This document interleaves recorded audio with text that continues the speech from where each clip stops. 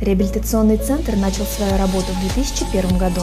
Первый центр располагался в городе Бор, Нижегородской области. Это были частные дома, которые центр брал в аренду. В 2006 году центр приобрел свой первый дом с участком земли в Борском районе. Для расширения своей деятельности были арендованы помещения под реабилитацию в Нижнем Новгороде. В 2008 году был создан фонд социальной помощи Приволжского федерального округа.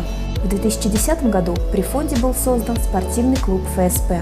При этом клубе действуют 3 команды. Команда по мини-футболу, которая регулярно участвует в зимнем чемпионате города Бор, команда по футболу с 2012 года, принимающая участие в чемпионате Нижегородской области, и уникальная команда по хоккею, которая вот уже 2 года играет в чемпионате и первенстве непрофессиональной хоккейной лиги.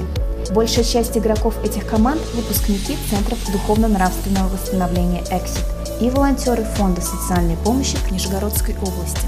Сегодня работают 8 центров духовно-нравственного восстановления в Нижнем Новгороде, Кстово, Богородске, Арзамасе, Павлово, Дзержинске, городе Бор, Заволжье и в Семеновском районе. Общее количество реабилитантов в этих центрах на сегодняшний день около 180 человек. При каждом центре проводятся мероприятия, направленные на социальную и оздоровительную деятельность. В Нижнем Новгороде, Заволжье, Павлово, Арзамасе, Кстово, Дзержинске и в городе Бор есть пункты кормления голодных. Фонд социальной помощи регулярно принимает участие в акциях и мероприятиях, направленных на пропаганду здорового образа жизни. Руководители фонда Зорин Денис Николаевич и Гамаюнов Артем Александрович стали приглашенными гостями на нескольких телевизионных программах, посвященных проблеме наркомании. Также фонд участвует в обсуждениях этой проблемы в Общественной палате Российской Федерации и сотрудничает с Госнаркоконтролем.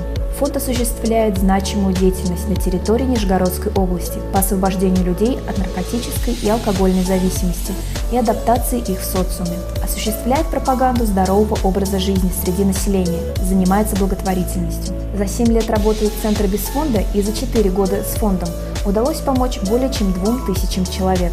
Более 35% людей, которые проходили реабилитацию, имеют стойкую ремиссию от 1 года до 12 лет.